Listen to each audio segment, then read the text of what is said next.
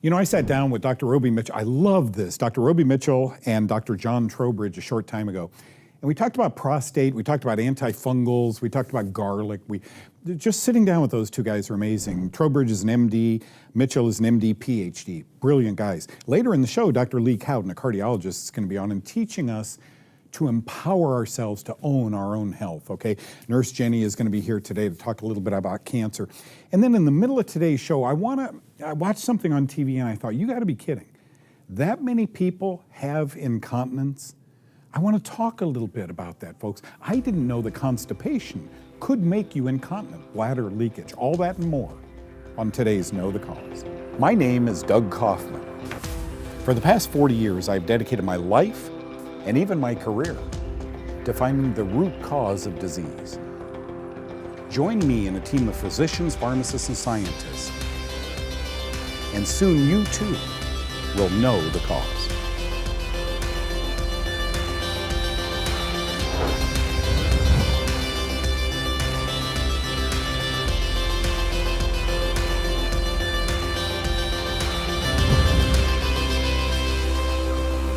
So I opened a walnut the other day, and it looks just like a brain. I mean, it's the most fascinating thing to stand there and look at. It came out intact, right? Not a hemisphere, it was a whole sphere. What is it? I'm here with two men I respect so much. Gosh, if I seem tall, giant to you, it's because I've stood on the shoulders of real giants. And it's these guys. Dr. John Trowbridge, I've known 40 years, 20 years. I've known Dr. Roby Mitchell. Amazing doctors that don't follow the same road that all doctors do.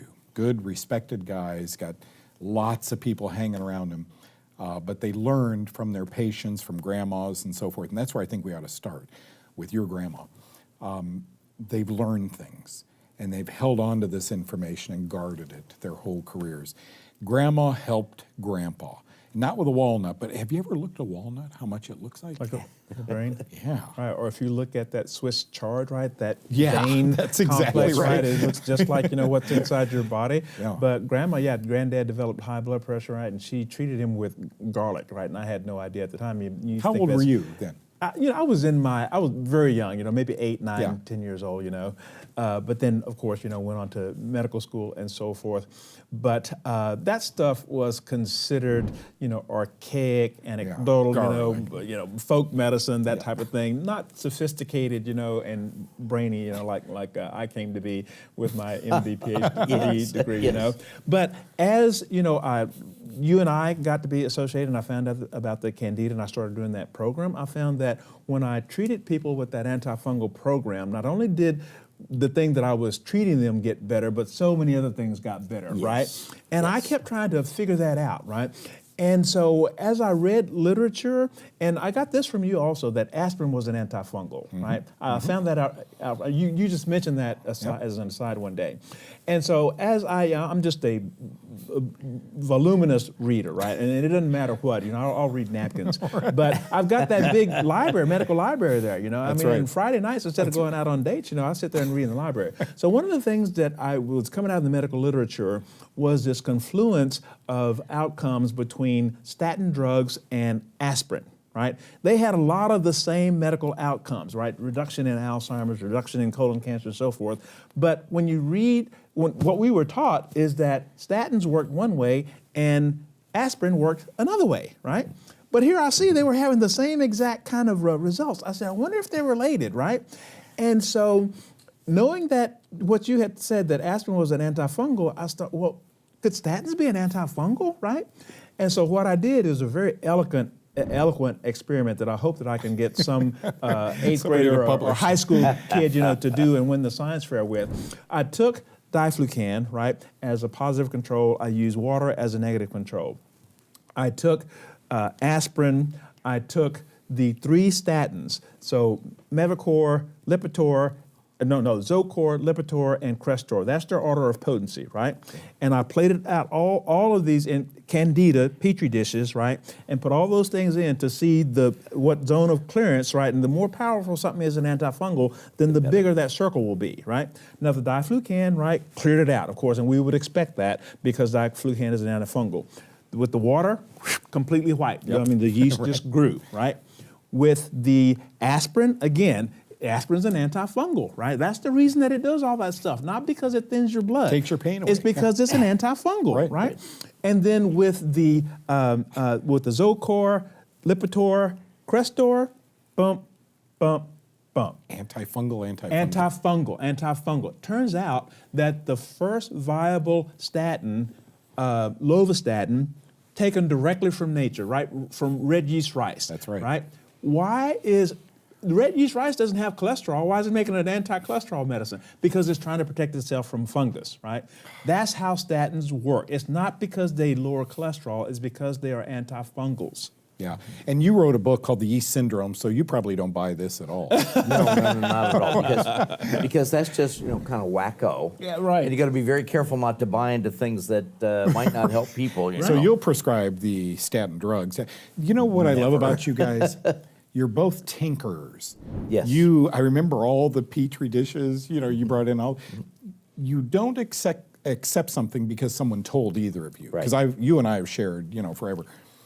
Once I sit down with these guys, they go out and say, good, Doug, okay, shake my hand, off you go, and then you begin testing things. Right. That's the way you are in your clinics also. That's these kids with these horrible, teach me quickly in 30 seconds, hydrochloric acid. I am enamored. Hydrochloric acid, again, is what I call the Passover molecule. If you got making plenty of hydrochloric acid, you don't get sick, right, with the pestilence. We have to produce that in 33 million times the pH of your arterial blood every time you eat. If you don't, then not only do you not absorb vitamins and minerals and amino acids and so forth, you get yeast overgrowth. That yeast overgrowth, and then your immune system reacts to that, and then we got all kinds of problems depending on your genetics, whether it's Alzheimer's or heart disease or diabetes or skin rashes or whatever, right? All of those are manifestations of the same thing. Dr. Trowbridge, simple stuff? Simple stuff. But think of it like this. If you put gasoline in your car, where can you go? Anywhere. So if you have hydrochloric acid in your gut, all these things can get better. Because it's not a simple A and B. It's A and everything else. So it's not just Dallas. You can go anywhere with gas in your car. Wow. And most of medical care is very specific. You got that, we do this. But when you start dealing with the biochemistry inside people, everything can change. See, and this bridges the thing then with my grandmother. So it tells us how she got my grandfather well, because what is garlic? It's an antifungal, right? That allicin that's in there. The black seed oil that we promote, it's antifungal. It is the antifungal. All the fruits and vegetables and so forth, the plants, they live in an environment of fungus, right? They've either got to produce a bark or a shell or a hull. They got to produce something and protect themselves from fungus, or they got to produce chemicals. The ones that produce the most potent antifungal chemicals, we call them medicine, right? Thank you.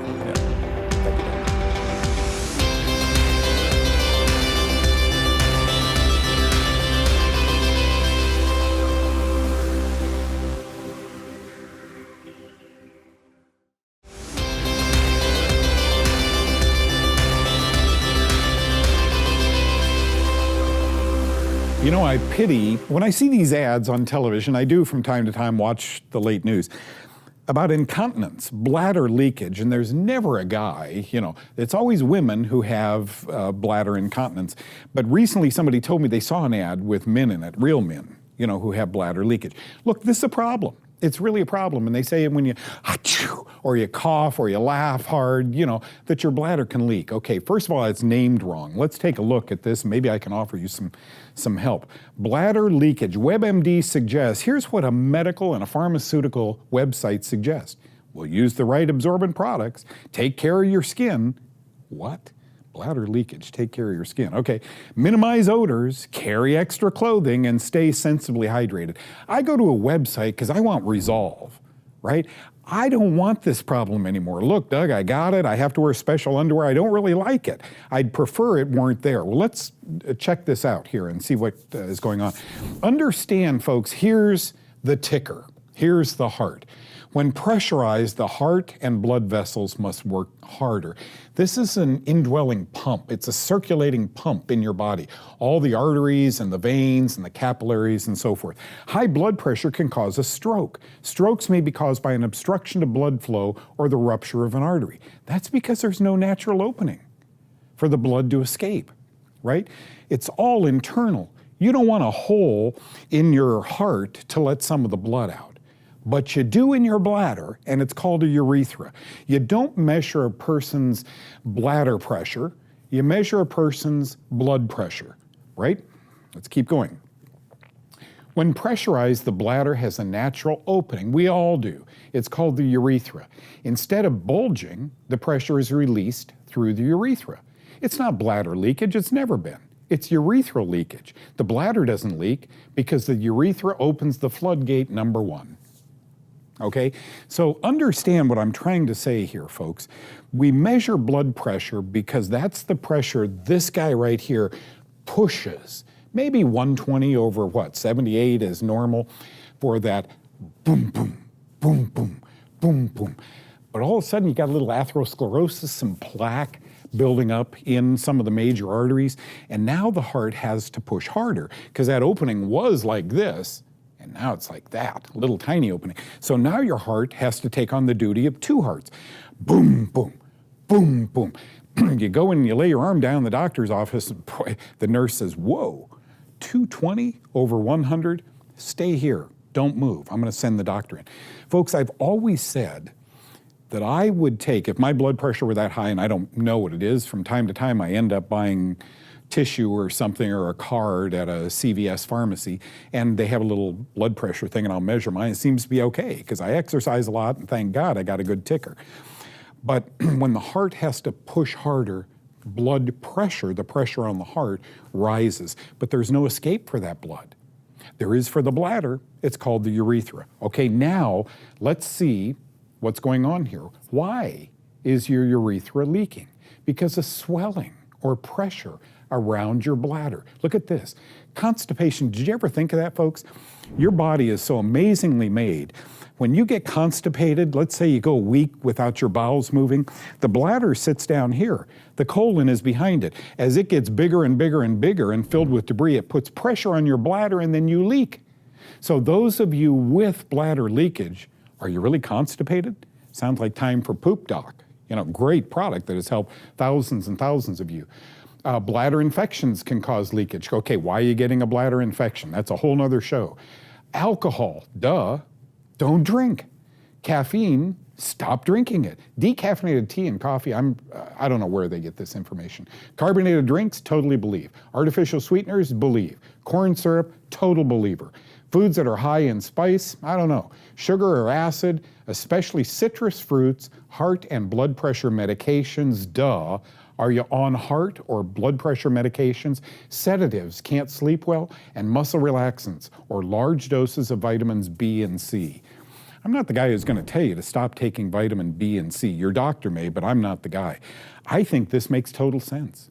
If you're drinking a lot of alcohol, and I define that, is by a drink a couple times a week. Any more than that, bladder leakage might be the simplest of your health problems. Be careful with alcohol, be careful with medications, be certainly careful of corn syrup, okay? I hope that helps if you have incontinence.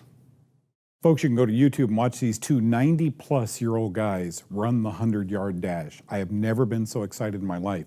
Are we too old sometimes to exercise? Kyle Drew says no. Watch this.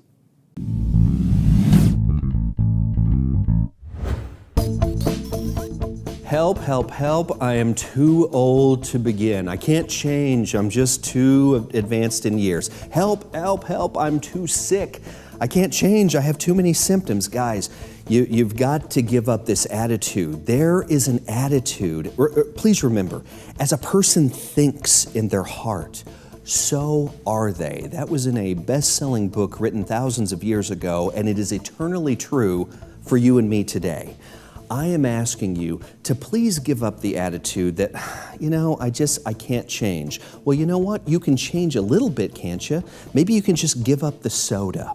Or maybe you can just add a berry smoothie to your breakfast regimen. I'm too sick. Well, maybe after talking to your doctor, you can just add a supplement here and there and work with your doctor to maybe come off of a medication. Don't do it without your physician, but by little changes, tiny, tiny steps, you can advance your way to fantastic health, feeling better. I've seen it in people of all ages. In fact, some of the most dramatic turnarounds I've ever found have been with people who have been extremely sick or extremely advanced in years.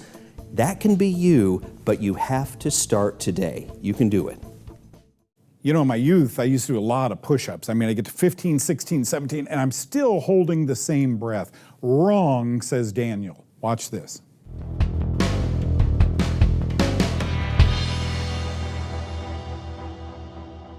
Hello, Know the Cause Nation. I'm Daniel Crouch with your Lifestyle Moment.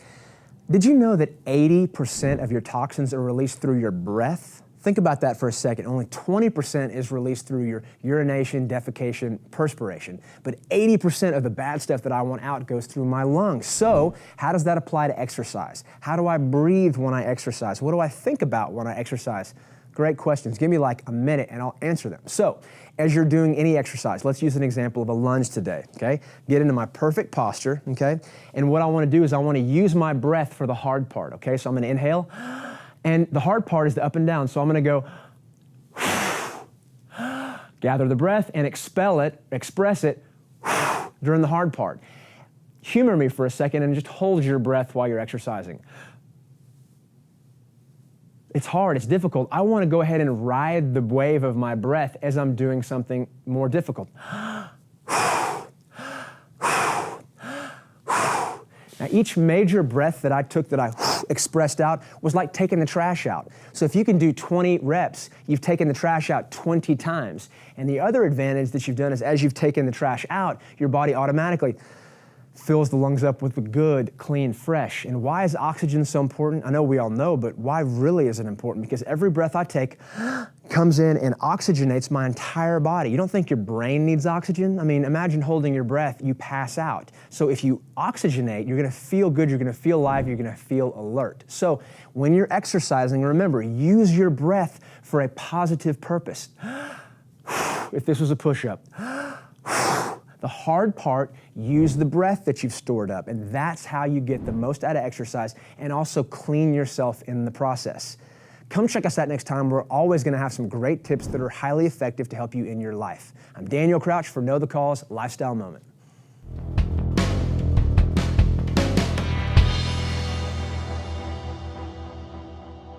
Dr. Lee Cowden, my good buddy of many years, joins me right now. Many, many years ago, I put a business plan together. It took me a long time because I'm not that highly organized.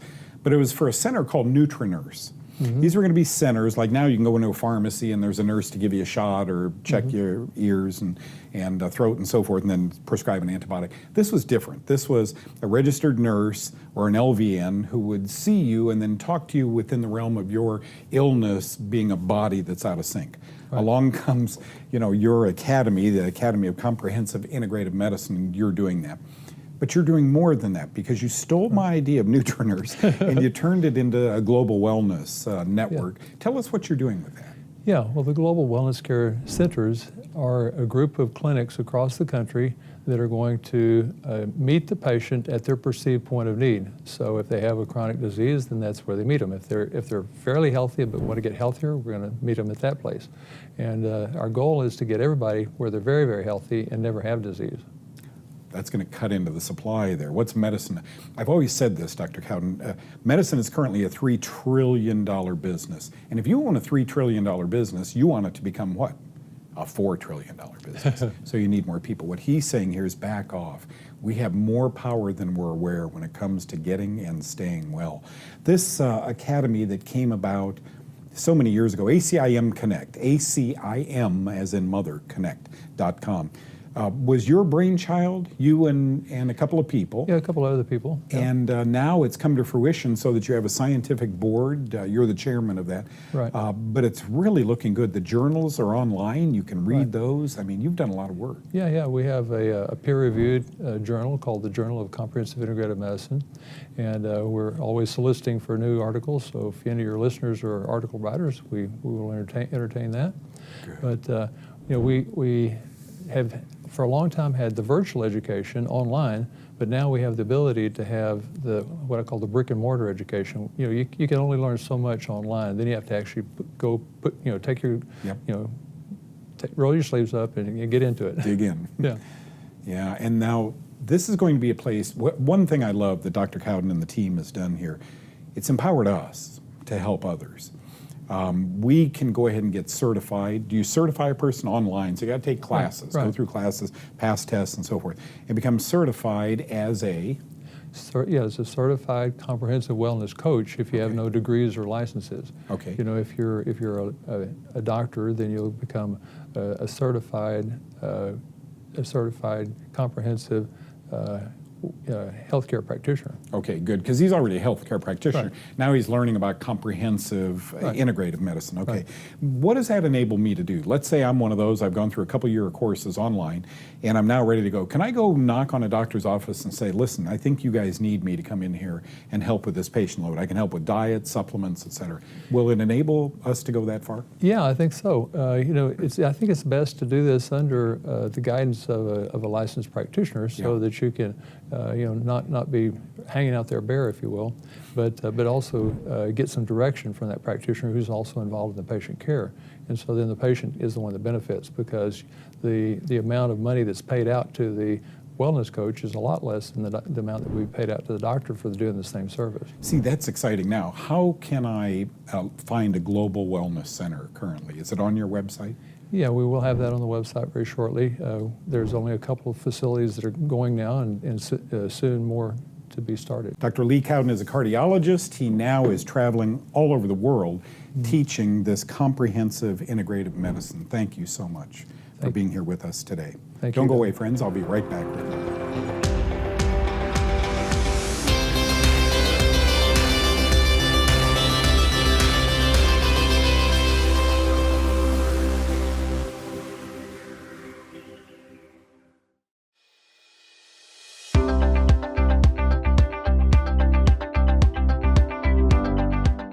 Hi, I'm Jenny Herbacek with the Cancer Connection. The idea that using antibiotics may increase the risk of cancer was first proposed decades ago, but it didn't really gain traction until about 10 years ago, when studies began to show the connection especially to breast cancer. The mechanism seems to be associated with their ability to undermine our immune system.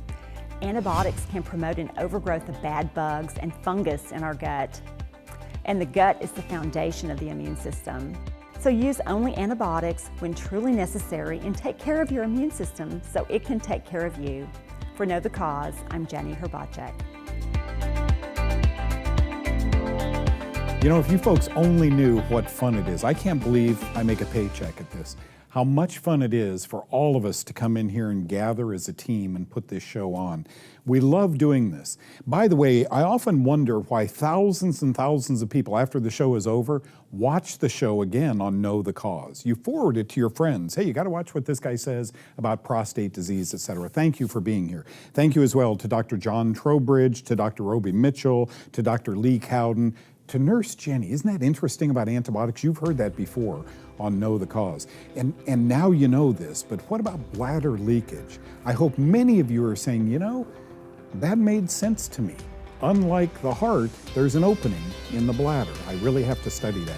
Thank you. Thank God for your eyes on the show. I'll see you next time. Bye-bye.